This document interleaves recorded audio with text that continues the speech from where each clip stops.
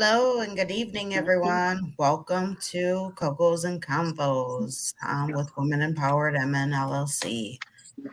Tonight we are talking about what's love got to do with it.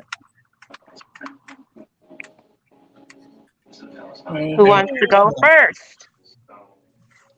Devin goes first. That's Yeah, we right. can go. So this movie is an amazing movie. Of course, we all seen it. When we were younger. If you rewatch it again as an adult, you definitely got a different perspective of it. Um, did I know when I seen it the first time that I would go through situations similar to that movie? Absolutely not. But I think as you grow and you go through situations, um, end up being in things that you never ideally thought you would go through with someone. So I learned that loving the wrong one at times will put you in situations that you could never imagine. So that's what I took from that movie. I thought she was a very strong person to go through what she went through and then got up enough strength to leave. That's, I think, the part of the movie I start clapping when she's running through the, the hotel, running across the street. I'm like, yeah, go, girl, go. He called her name, Miss Turner, and she, I felt that in my heart, like, yeah, no, don't stop. Keep going. So yeah, I mean, it definitely was an eye-opening movie to see it as a young and then seeing it as an adult. But yeah, she was an amazing woman. I think my outtake on it was seeing it when I was younger versus seeing it when I was older was to realize like when you're in an abusive relationship, it takes a toll on you mentally, emotionally, and physically. But to be able to gather up that strength, one, to leave, and two, to be able to strategically plan how it is that you're going to execute that, and know like all of what that entails of a lot of times when one is fleeing a relationship, they don't have time to pack a bag or, get all of their belongings and collect their kids and whatever, whatnot. It's like, do or die. I got to go and I have to go right now. And I can't think of anything else other than getting out of here just alive with my life. And so when I seen her running through the lobby, I just thought in my heart, like, oh, she's going to get caught. Like, run, girl, go. Um, I don't think that my hooray moment was until they were in the limo and he jumped in with her. And I was like, oh man, like, don't go back to him. When she started kicking his behind, I was like, yes, girl, like, that's what you get. That's the part that fed my soul. How about you, Eb? I think y'all basically, I don't know, my moment that sent my anxiety up was when she had ran off with the boys and he called her mom and she was getting on the bus and she goes like her mom, how easily her mom sold her out, right? Like just sold her mom sold her out, and told him that she was en route to her house. He had to did something for her, gave her some money, but just the fact to see him pull up and like he had one of the sons and was putting him in the car. Then when she went to go get in the car, he was going upside her like get in the car like she was four or something like that. That for me was like a major anxiety moment. Like ugh. And I was, and as I shared, the part where he was in the ambulance with her, like your wife is fighting for her life, and if you die, I'll kill you. What the hell is wrong with you? Like, what is wrong with you? Like, people really think like that. Ike Turner, based off of the movie and based off of the things that I've read, had very horrible narcissistic traits. He was a very narcissistic man. If you want to know the definition of narcissism, there it was. And Lawrence Fishburne played the heck out of a narcissist, right? He played an amazing narcissist. He actually plays narcissism roles very well, but this one is the one. When you think Lawrence Fishburne and what role can you remember him for? There's two of them. There's Furious Styles from Boys in the Hood for me, and this one, but this one takes the cake over that one. Um, so in our like intro video, we have where we see her and she's wiping her face in the, like the from the abuse, right? And it made me think of when I had to get those stitches in my head because my ex-husband had pushed me into the glass picture in my closet. Matter of fact, that was August 1st, 2012. I'll never forget that day. And I was bleeding at the top and the middle of my head, and I had to drive myself to St. Joe's. So I lived in Bloomington. I had to drive all the way from Bloomington to St. Paul, and I drove to the hospital with my head bleeding and like just every time I see that, I don't know what it is about that, but that reminds me of that particular time where I had to get myself out of that situation. And I don't know, it makes me cringe when I see that part of the movie, as well as when he was dragging her through the house, beating on her when her friends was there and stuff like that. Like he just didn't have no regard. The rape scene, ugh, God, the rape scene. They say in many articles and many different news things that I've watched that didn't happen. It was to enhance the film. But even still, okay, even if it was a film enhancer, it happens. It does happen. So, very disgusting view on how he did her as a man. Like that movie, I don't even know. I had a battle in my mind, like who is worse, him or Mister from The Color Purple?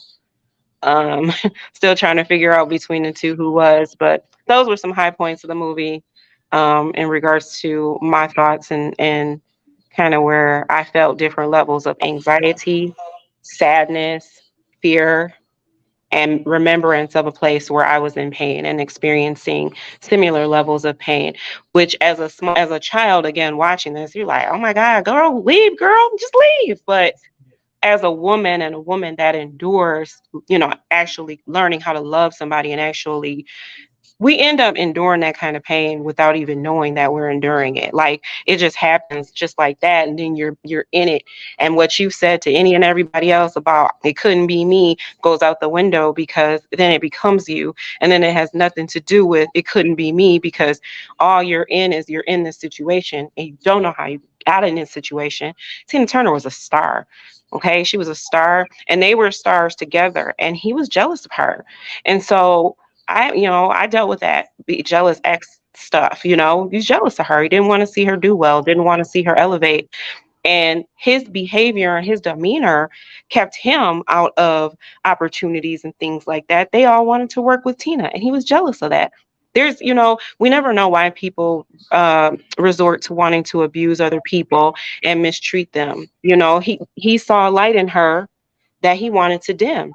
And that's what I learned, just from watching it as an adult at this point. That's how I feel about it now.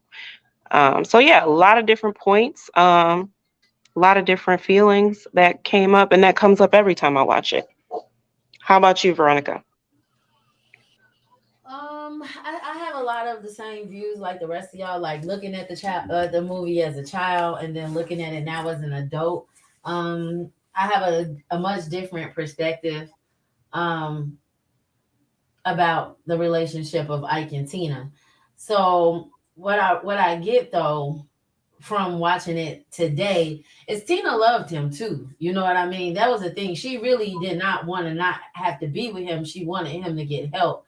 And I think that a lot of women share that same concern for their partners when these type of things happen. It's like the first thought isn't run, get out. But that's what society would say. That's what your mama would say. That's what your family would say. Run, girl, leave him, get out. Which that's not to say that's not something you should contemplate doing, but there's love, and she loved him, and she wanted to be with him, and she was very valuable to him. To kind of speak to like Eb's point, he recognized the value in her from the moment he met her. He knew that she was valuable. He knew that she was somebody that could be a star, which is why he made her a star, which made him a even bigger star. And instead of him loving her the way that he should have loved her because of the value that she brought to his life, he wanted to have control over her. It was the power and control, which we see in so many intimate partner relationships. He needed to have that control over her because he was a coward. He was afraid to lose her. So he felt like the best way that he could keep her was by controlling her, by having her afraid of him, by doing the things that he was doing to her. So as a full grown adult that have went through my own situations, I can now see that, like Ed was saying, like we don't really know why people abuse people, but I could really see like he was jealous of her, like you were saying, and not only that, he knew she was valuable. Now on the other end of things, here she is, she didn't really want to leave. You know, she's like, I really don't want to. It took her a long time to start running, and that's the thing too. She felt inadequate. She felt like if she left, she wouldn't be able to survive without him. You know what I mean? She felt like she needed to be there for him because now he done ran this guilt trip. Oh, you gonna leave me just like everybody else leave me? So she feels indebted to him. You know what I'm saying? And so really, it's the she didn't even know the power that she really held. Like, girl, he knows you're powerful. He knows you're valuable. This is why he's treating you the way that he's treating you. And so many of us have that same condition where this man knows exactly how powerful you are. He knows exactly how valuable you are, but yet he tears you down and beats you down. So in turn, you will think like, I'm not worthy. I'm nothing without him. I have to stay with him because I'm only something because he allows me to be something. So it was, oh my God, my mind was, y'all see, I was all over the place. I'm like, that dirty little Ike. So blue because it's something that we all experience. And as women, I feel so my heart is just for the women that hasn't recognized your value. He wouldn't do those things to you if he did not think that you were strong and that you were powerful and that you were valuable. He wouldn't treat you that way. But he's afraid of your power. He's afraid of what you have. And he can see it. You know, the world can see it. So he tries to dim it. So yeah, that's what I got today. And just like everybody else as a child, yeah, I was like, no, if I would have did this to me, I did this. You know what I mean? That was what I thought as a kid. But as I start living life and start going through stuff, it's not that simple. It's just not black and white like that. Like, first of all, you love someone. That doesn't matter, you know, even though they're hurting you, you thinking about how it's gonna hurt you to leave them. Like, oh, if I leave him, what he gonna do? And he done already got up here with the mental abuse, right? Already done tricked her, like, oh, everybody leaves me. I help all these people and they do this to me. And she was young, she was naive, she was fresh, she was pure. I think about when I was 16 years old and got with my kid's dad. Oh, I was so smitten over him. He could tell me anything, and I was so in love with him. Like, I just see no wrong. I believed in him, you know. So sometimes we have to really think about that. Like, it's not that easy. It's just not that easy. So yeah, that was my thing. And her mama really upset me. Like, girl, you will sell your daughter? Like, she really, and her mama knew. Like I think Devin was saying it earlier. Like, people want to turn a blind eye. It wasn't about turning a blind eye. Her mama knew exactly what was going on, and she was selling her daughter. I was In the taking care of beginning. her too. She knew what was going on, but she didn't care. That was a price she was willing to pay for him to keep her laced. See, You back Yep. in those days, there were several things that women held high standards.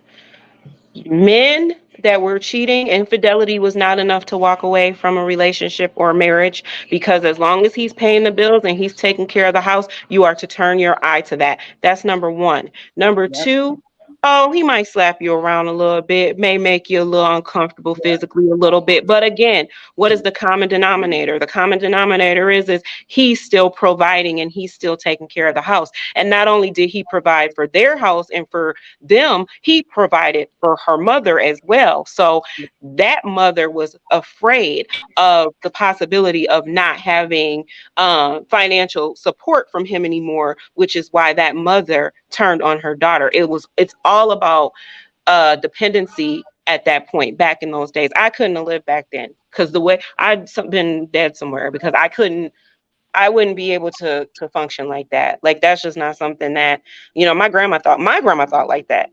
My grandma, I remember her often saying, "And nothing a man could do for me but give me money and pay my bills." Like my grandma thought like that. And I don't care what he out there doing in the streets, just as long as he was taken care of and providing here. Like that mentality is like it started prior to the baby boomer generation, because my mom's in the baby boomer generation. They got it too, but that generation before, so like 1920s, 1930s, people that were born in that time frame, they had that mentality. And her mom was just like, shoot, down they way here, just go in, go get them. Just don't stop paying the bills. You saw when he crushed her rose bushes. He didn't even crush her rose bushes in the beginning. He just blackmailed her with money. He came to the house and asked if he could have her daughter, and she was like, uh, she's gonna be a nurse or something like that. And he was like, oh, have you ever seen a nurse drive an automobile as fine as mine? And then he pulled Yep. out this money. He was like, here, I think one of my boys might have crushed your rose bushes. Then nobody crushed no rose bushes. She looked outside and she knew what time it was. She was like, oh, ain't nobody, running bread. And she was already sold. So she had already sold her in the beginning when she had moved back home with her. Yeah. She Yeah. had her eyes fixed on him actually Girl, when she come opened on, the door. it did. She had her You eyes. She don't was want him, like, I'll take him. You can smack I me agree. around. I agree. and then when he said anime, then she looked like, She was taken back. She was like, oh. Right. Now, the Jackie character, ironically, because I've read things about this movie over the years, ironically, the Jackie character is not a real character. That woman was not a real character in Tina Turner's life. That woman is a depiction of many different women in Mm. her time, in her lifespan that she's encountered. So the women that she encountered and the things that she dealt with dealing with Ike, those women were put into one woman. How she learned the Buddhism, she learned it from this person. How she, had the relationship with this woman, the friendship from this part. It was a depiction of several different people she encountered in her life, which I thought was super cool. I learned that like several years ago, but because I remember looking up the woman to see if I could find her if she was still alive, the one that was her friend, because I felt like, I don't know, I was just interested, I wanted to know. But it actually is a depiction of several women, so I thought that was dope how they did that. They actually combined it. I think another movie did that too, where they combined like something that was supposed to be like one person, like, or many people into one person. So, but she was dope for her. I mean, helping her, being her friend, in the movie, and just being there. Like she was there through all of that, having a friend that, knows what you're going through, that knowing what you're dealing with, and still is there, not trying to judge you, but just loving on you, even though they know you getting knocked around, even though they witnessing you getting abused or physically, mentally, emotionally messed up. They're there for you for real. Like it, you don't get that. Usually people either turn the blind eye or they sit up amongst each other and they discuss what's happening to you behind your back, and they don't say anything or they don't do anything to be a part of the change mhm. at all. And it Yeah. sucks. And the So, turning the blind eye is like, huh, that's not my problem. right. Well, why you keep You know? dealing with it? Like it's just that easy, Yeah. and you keep going back. I keep telling you, I don't know what else Yeah. you want me to say. How about Could just you begin to be? support me? Yeah. Yeah. How about that? And then he was smashing the Ikettes. He was sleeping with the Ikettes. And was Yeah. Yep. Yes. And And that's that was another just reason why supposed to they be started doing accepted. that. I think a lot of women though are so easy to be able to judge someone else and Yeah. not know how it is that they can support. And I'm not going to lie, to be able to support a friend is not the easiest role, especially when it comes down to your friend is in something that you are in disagreement with. I think that that takes, a lot of time and patience and understanding.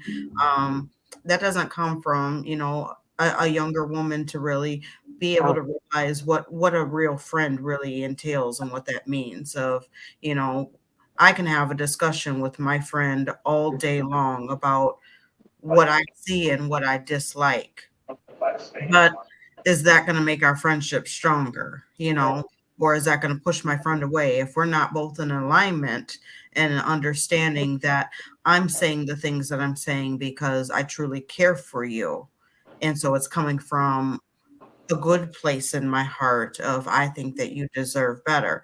I think that a lot of females out here are so used to the griminess of ill intentions from other people that if you're not aligned together and I was to come to you and say, Eb, I see how he treats you and girl, you deserve better. One could also represent and take that as she's jealous of me or she doesn't like what I have, not because she thinks that I really deserve better, but because she doesn't think that I need to be with him. And so people misinterpret a lot of that as well. And so if you and your friends aren't on the same mindset, it can go 100 different ways. Mhm. Right. No, very true. Very true. I agree with that. You Yeah, have to, yeah, you have to reach a level of being able to be mature enough in that aspect. Yeah. I think too to add to what Davina's saying is that's the importance though of like having community though. Um, and of course, it's always on the person to receive whatever the community is given because if they're not mature enough to receive it, then it's like it's just is it won't be received. But I think having community where people don't give up on you or don't get tired of saying the same thing over and over again, or you don't feel like you're tired of talking to them because they're judging you every time that you come. I think just creating a space too for people to have that where it's genuine, and I didn't live in those times, so it's hard to know, but I can imagine like I know back in my day when I was a kid, what happened in the home stayed in the home. It was embarrassing. You didn't want to tell other people. If your mom knew, she 9 times out of 10 not telling your auntie. She's not telling the people at the church. She's not telling the people that live next door to you because nobody wanted people to know what's going on in their home. But at the same time, it's like if my mom is not helping me and this is the only person I have to support me, who's going to pull me out this ditch? Who's going to pull me out of this hole? Who's going to show me something different? Because maybe my mom went through the same thing I'm going through. That's why she don't feel like it's a big deal. So who's going to say, no, honey, that's not normal. You don't deserve that. You shouldn't go through that. So it's just it's like a double-edged sword. It's like the person has to be wanting to receive it, and then there has to be people that's willing to speak up. Because I know as I went through some of my situations, I really didn't want to speak up. I didn't want to involve other people in it because then it's like now I got the embarrassment of saying like, oh yeah, I'm still with this person. Oh yeah, we still trying to work it out. It's hard, and people are you can continue to move on with your life but they won't, they'll stop at that. Well, yeah, you still doing this, you still doing that. Like, don't judge Mhm. because you don't know how hard it is for someone. And you love a person, but people on the outside don't. So you have a love in your heart where you have this empathy, and everybody else is like, oh, I hate this person, and it just Mhm. makes it even more messier and even more harder. So now you can't have friends around, you can't have family around, you have to deal with this by yourself because now you done told people about what's going on. So every time they come around, they got their nose turned up, making it hard for you because y'all like, why everybody y'all looking at me like, did you telling people our business? This is causing Yep. more and more problems. It's a sticky situation and nobody should be in it. So I just want to take this opportunity to say that's what Women Empowered is about, community. We've all been through something, right? Whether it looks like Ike and Tina or if it looks just like somebody screaming to their head want to pop off. We're here to have those conversations and to have a safe space without any judgment, no matter how many times we got to have that conversation. And a I said positive to one. Devin, I said, I feel like I've been shot in my face and like it's blood splatter. And she said, we'll get the Kleenexes and we'll get the tissues and we'll keep wiping it clean Hmm. until, until it was gone. And though it was said in that context, the depth of what she meant, Hmm. obviously I didn't get shot in my face, but you know what I mean? Like to have somebody that's there for the cleanup, you know what I'm saying? Like it was said in a way to where I just knew that it was just deeper than that. And it just warmed my heart. Like even still, like right the second talking about it, I appreciate you. I love you. I love you too. And I meant that. And that's one thing, I think sometimes community is one of those words where we kind of blur the lines with friends, right? Because Right. just because we know people and we're friendly with people doesn't mean that's necessarily our community, right? Right. Because there are those individuals who maybe have not been through the situations we've been through. So,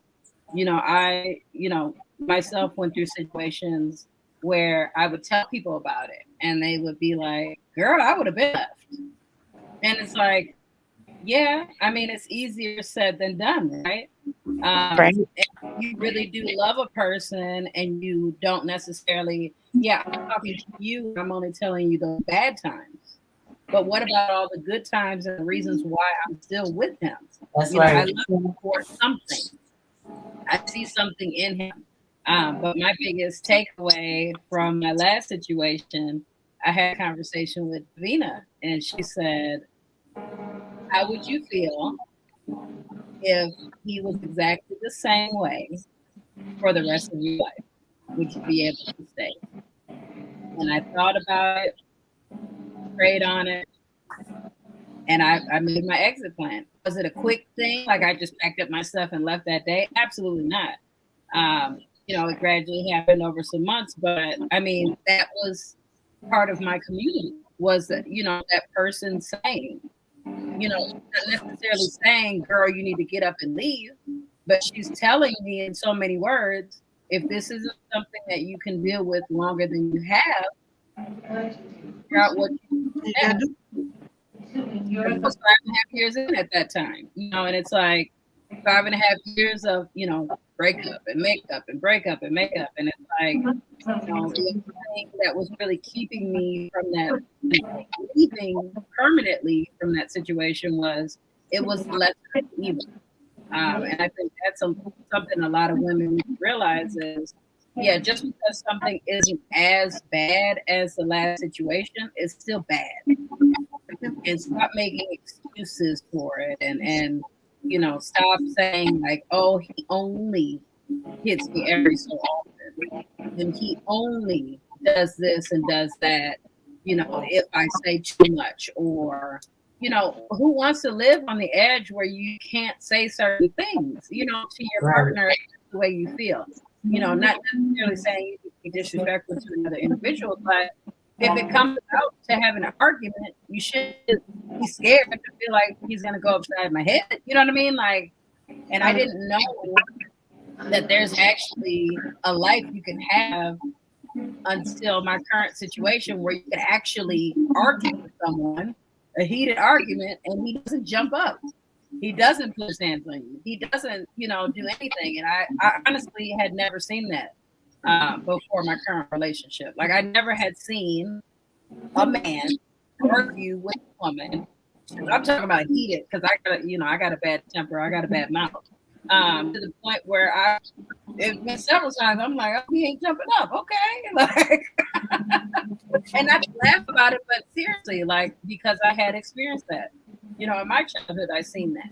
I heard that and things like that. So it's like, any woman who is currently facing a situation where it's either financial or whatever the case is, where you think that this is the only situation you have to deal with, right? Quote unquote, because he's doing this for you or whatever the case may be. There's an out. There's always an out. There's always another way. That's what we're here for. That's what our group is about. Thursdays. We are your community. So don't think that anything you're going through is something that we haven't experienced, because all of us ladies have experienced very different situations, very different, things that we made it through. So there is always an out. When she was running, I wanted to read the comments, huh? I said, when she was running, yeah, I'll say this real quick. She was running. That was her time. That was when God said it's enough. God Yep. stepped in and said, you've had enough. It's time to go. Did she know that she was going to wake up that morning and that be end all be all? We never know when the end all be all is. For my situation, he was like, I'm messing up. I'm messing around on you. He knew infidelity was a deal breaker for me. I'm messing around on you. I'm doing this. But then you turned around and said, "Oh, I got a job offer in Iowa. We're moving to Iowa." Nah, sucker. We not moving to Iowa, but you can move to Iowa and we can revisit the situation when you he said flee, let him go. And I swear that was the removal. That was the end all be all. I didn't wake up one day knowing that. I prayed on it. I wanted it to be done. I wanted it to be over, and I didn't know how to walk away because a child was involved. But I didn't. We never know, right? You never know. We just know that something, somewhere or another, God intervenes and he says, "This is it. This is it for you. You're done with this here." Yeah, So I'm yeah, like, give him a out of town job so he can get out of her life because I got a bigger purpose for her. So let me right. And look what happened figure for that her. out. She became an even bigger star without him, to where he showed up in her hotel room jealous. That's why he was doing all. He knew that. All he did Yeah. was play the guitar and say some Look here, ad. Ann. Look here, Ann. Look here, Ann. Ann. Look here, Ann. Look here, Ann. All you do is play the guitar and some ad libs. Okay, that was all about Tina. Let's get, and he knew that. He knew her That's my value. daddy name. The name stays here. Man, Sing the song. I told you to sing the song. She's like, I'm the singer. He's like, I wrote those lyrics. Okay, right. Just like yeah, He was mad. uh-huh. Did y'all hear how Tina Turner reacted when Ike passed? She was like, I could. Oh no, I never knew that, but I could see Yeah, it. she said, oh no, I didn't hear nothing about that. That was it. Dang. None her business. I ain't hear nothing about. Oh, he passed. Oh, okay. Let me read the comments here. So the first one, Karen said, "I'm in total agreement. I was young, naive, and in love, and just wanted it to work out." Man, like so We all many, were. That's all of us, sweetheart. We all All were. so many of us. It's sickening. I had someone who told me today that she felt her mom prostituted her. Oh, she felt that she could be paid by anyone who dated her. That is terrible. And I think that's always so sad to know that someone that is so near and dear to you that will literally sell you out for $1. You know, and that, I mean, that just lets you know that people aren't, you know, thinking with their hearts. They're thinking with their pockets. You know, they're not thinking of this person and their, you know, what they're going through just for what you can get out of it. So sad. She said, that's exactly what happens. I isolated myself from my family, friends, people who totally cared for me out of embarrassment. Me too. Like Veronica said, she said, I didn't tell people because I didn't want to have them involved. And then, you know, we knew we weren't really ready to go. So it's like, I'm telling y'all all my business to come save me, but I'm actually going to go back to him. And, you know, and I wasn't really ready. So there were so many times that I suffered in silence just because I didn't want to be that one calling my brother, calling my dad, you know, calling on my family, and everybody gets this person removed and then back in here, you know. So yeah, I think that that's an important portion for friends that have friends that are going through a domestic relationship to understand what the friend role is. You as a friend don't necessarily have to tell an individual that it's time and you need to leave and you need to do this and you need to do that. No, as a friend, you should be there for support, to be able to say your piece, but to understand that it's just that it's your opinion and this is how you feel. And just because you feel some type of way does not mean that the other person needs to go into action mode and do something right now, here, today. You as a friend need to be able to be patient and be able to be that shoulder for that person to lean on, for you to have that ear that's always there for that person to be able to let out, spill out. We're all humans and we really do truly burn like candles from the beginning of the relationship, we have that spark, and that candle slowly dies down as relationships do, especially when they're in a domestic situation.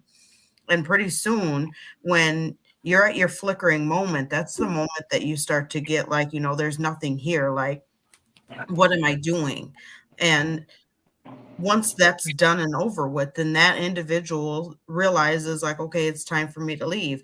Not when everybody else in the world says you need to go. Like, that prolongs the candle. When everybody is saying that you need to leave, for some weird reason, us as humans always trying to find a reason of why it is that we should stay when everybody else says that you should go. So instead of prolonging that and telling somebody that they need to go, ask them what it is in that moment, what it is that they need. How can you be there for them? Start to help them reflect, but through their own vision, not through what it is that you see and you project. So like Devin said, even when I asked her, I didn't like the relationship that she was in, but I wasn't the one in that relationship. So therefore, I couldn't say anything. I never had told her like, girl, that would have never came out of my mouth. So I just wanted to know, like, are you happy? Because I don't like that relationship doesn't mean that you're not happy. So are you okay with doing this? Like, can you see yourself here in 5 years? If he doesn't make any changes, is this what you want? Because it might not be good enough for me, but it might be in her mind good enough for her. Who am I to speak on somebody else's relationship? I don't lay down with you and wake up with you. And so I don't know what's going on behind closed doors. You guys could be having a wonderful relationship and he just makes you mad.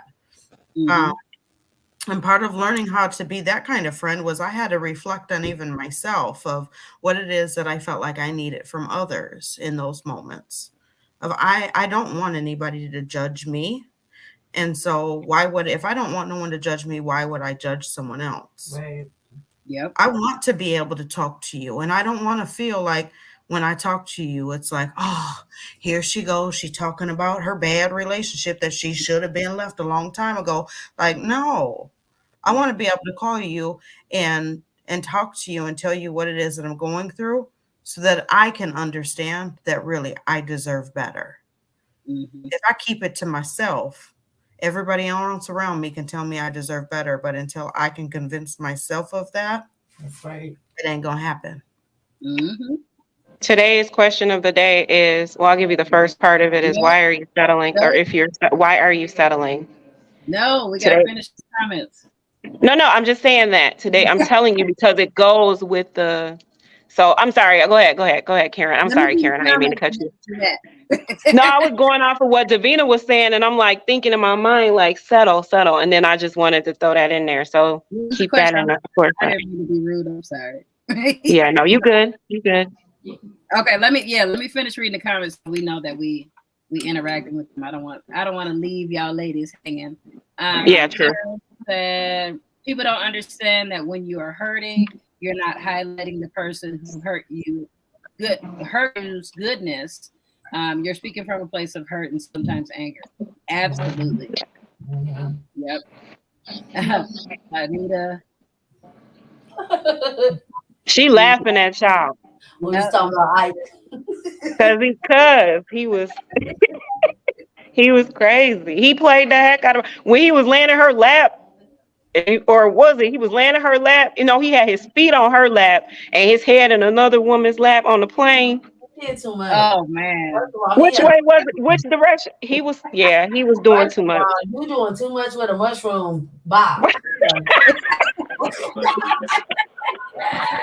He was doing way too much. He had a Beatles mushroom. Hey, that was the hairstyle back then, y'all. It was, but it looked funny on him. That's why I was born when I was born, because I could not respect the man right there. If all of us was back in those days, all of us would have had us a big perm looking. Now I would have wanted me a dude with the finger waves like on the 5 Heartbeats. Or a Jerry curl or something. I wouldn't have done no Jerry curl, not no what is it, Hollywood shuffle stuff. My hair. No, I'm good. You wouldn't have did the So Glow? No, you gonna lay down like that? Come on, man. No, we not doing that. Say, come That on name got here. his daddy blood on it. Yep. He said the name stays Use here. that name. Got my daddy name, my daddy blood on it. Wait a minute.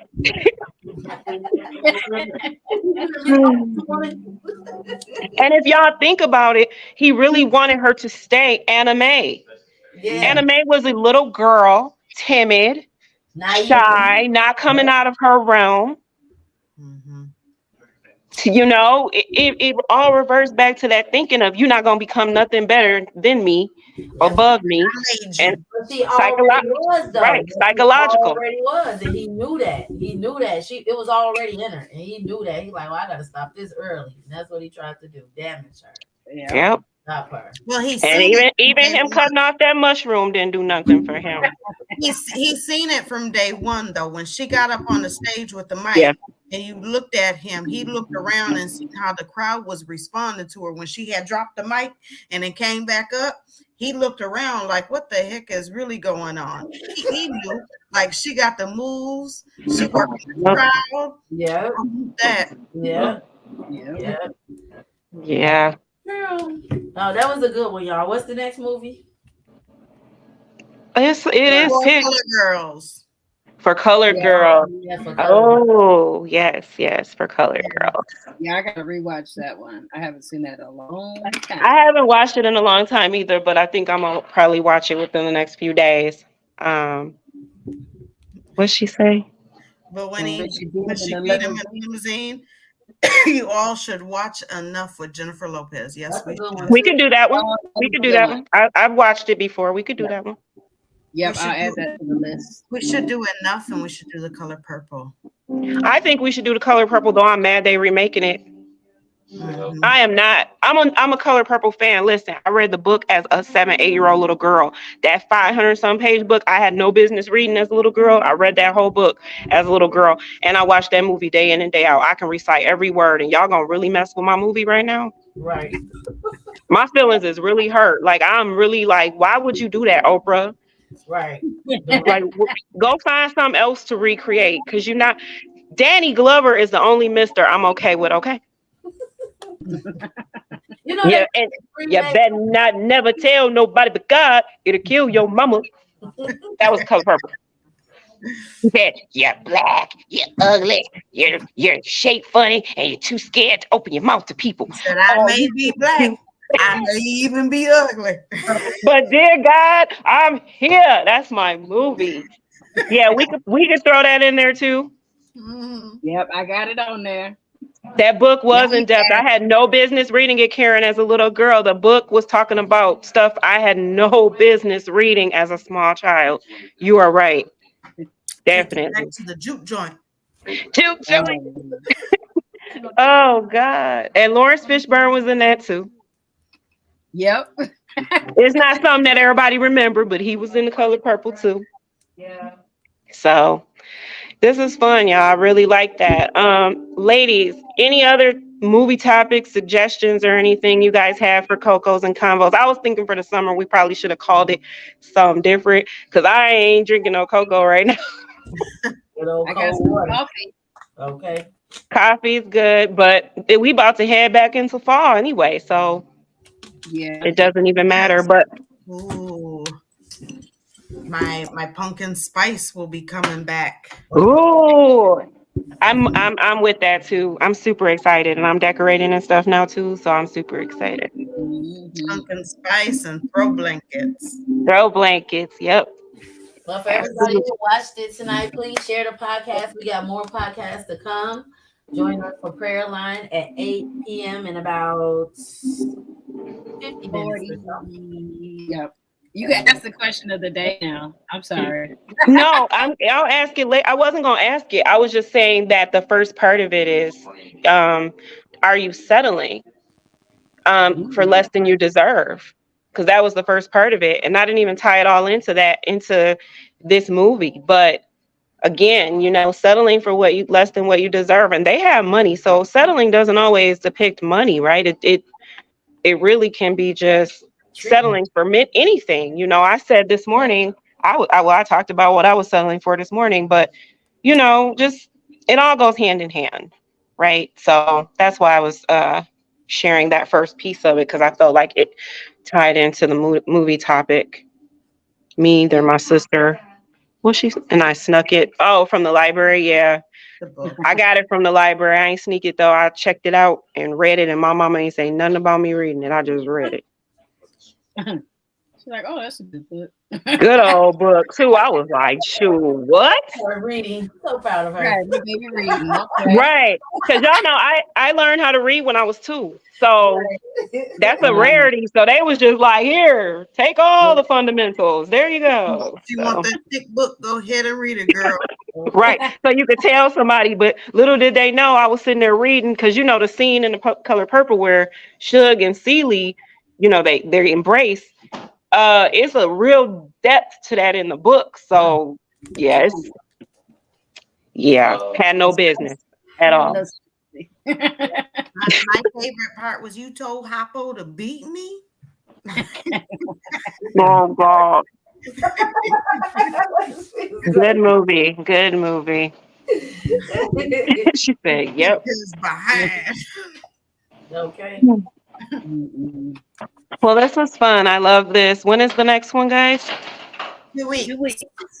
So 2 weeks for Color Girl. So we have a couple weeks to get re-familiar with that movie. That's a tough one. That's a tough one. So many different things. Yeah. A lot of different aspects of life. Yep. What we got going on this week? Well, we got going on this week. We got Money Making Monday tomorrow. So post in the Women Empowered group. Post your businesses, what you do. Doesn't have to be products, just what you do out here that you want to share with the world and you just feel like you may have not gotten enough out there, or just share your businesses. Get that out there, post them. We've got that. And then we have what's the thing you're doing, Davina? We have Empowered Approach. We will be doing that Mondays, Tuesdays, Thursdays, Fridays, and Sundays. And what is that? Can we?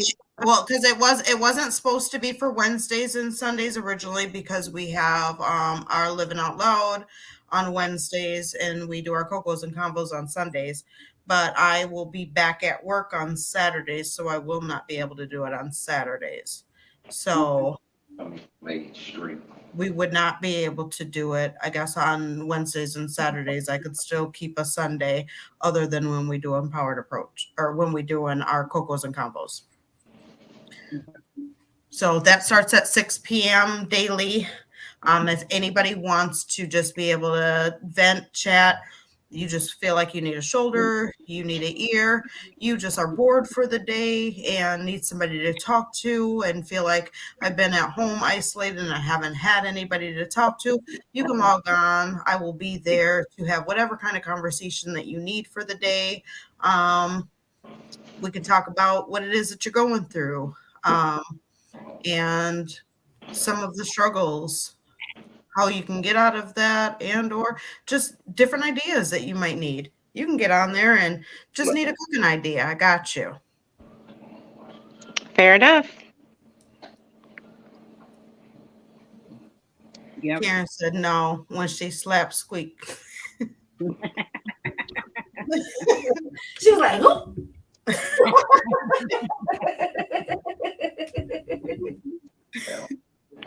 All right. Well, we will. Wednesday? Oh, Wednesday. Wednesday's. Yep.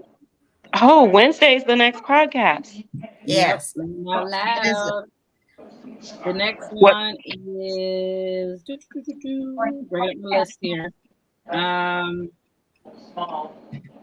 Is he the one, and how do I know? He who? He or she. Okay, If so he's the one. Are they the one? Are they the one? Are they the one, and how do I know? That'll be Wednesday's topic idea. for the podcast. I like So that. that'll be a good conversation. And then this week also on the 1st, we will be. I didn't mean to say weekend. Tuesday will be the 1st. That will be when the newsletter will be rolling out. So if you have not sent us your email or clicked on that link to register to receive the newsletter, definitely get to that so you can get that first newsletter. That'll be our first edition rollout for Women Empowerment's newsletter. So I'm excited about that. If anybody that's wanting the newsletter sent to them in the mail, can you please send us your mailing address so that we can mail that to you? Right. Yep. And if you live in different states, we just, ask that you share the word, or anywhere, share the word with other ladies, get other ladies involved. We are going to have some pretty amazing things, in those newsletters, and many amazing things coming up as we continue to progress and grow with Women Empowered Minnesota LLC. Yep. What else? We have the Hot Seat Saturdays starting up. I already have September solidified for who's going to be, and we're actually going to open that up for men and women businesses, because we feel that we need to be able to incorporate all businesses at that point. So you kind of get to see different businesses get showcased. And if you have a business and you're interested in being featured either in the newsletter or in the newsletter, or even, hold on a second, even in the newsletter, or even what am I trying to say, on the hot seat, if you want to even be put on the hot seat, please let us know. A lot going on, guys. So yeah, because the newsletter is going to feature a business of the month. We're going to have some healthy habits and recipes and workouts and affirmations and everything. So it's going to be jam-packed with a lot of stuff because it's going to come out one time a month. So we will have everything that will be involved in that month on that newsletter, so you can be aware of it. It will be sent via email, and we will have printouts. So anyone who is not always on social media, Facebook, etc., we're just setting up different ways on how we can communicate with you on a regular. I did set up that link, which is on our page as well as the group, for anyone who is not on social media. That is an outside link to be able to watch this video and any of our past videos on our YouTube page, because we do have a YouTube page, which we don't typically post that often, but that is available to anyone who wants to watch these podcasts and not be on Facebook. Also, we have our website. So there's going to be so many more things that people can be in tune with what we have going on, and you don't necessarily directly need to be on Facebook. So trying to work with all walks of life. We also have a customer line for concerns, complaints, or even if you wanted to text that to get any updates on upcoming events. It is a text-only number. We will also have that on our newsletter. That way, then everybody will know, like, okay, if I just want to know the upcoming event, you can text that, and you will get a respond of what the upcoming event is, and or if you have concerns or complaints, you can text that number as well. absolutely. Yep. And just wanted to reiterate, we do have the 2 upcoming events. On the 19th of August, we do have an in-person women's event that will be at Caribou on Rice Street in Little Canada. So that'll be our last free women's event. I think you all should come out, get a taste of what we do in person with the ladies. It'll be an intimate setting for us to be able to connect one-on-one with the ladies and be able to help you. And that is going to be an amazing thing to, talk about that approval addiction and what it, did I say that right? Approval addiction? Yeah. Addiction, right? Approval. Yeah, approval, addiction. Yeah. Yep. You got it right. So yeah, I'm excited to talk about that, and we have a lesson planned and stuff for that. So come on out if you need information on that. Let us know. And then we have our next second women's conference, which is October 6th. That will be 7th. October 7th. Saturday.